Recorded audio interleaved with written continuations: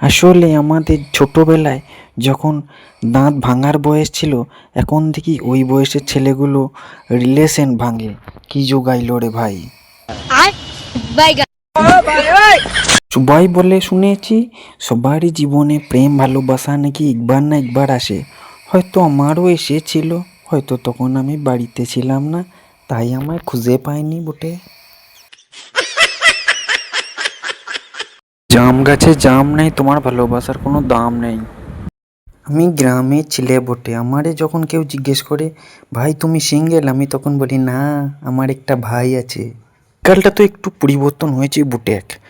আগেকার দিনে মায়েরা আমাদের ঘুম পাড়াতো, বলতো সোনা ঘুমুলো পাড়া জুড়ুলো বর্গি এলো দেশে। এখনকার দিনের মায়েরা বলে খোকা ঘুমুলো বাঁচা গেল, ফেসবুক করব হেসে হেসে। আমার আর কোনো উন্নতি হবে নাই, কারণ আমার তিনটে সমস্যা।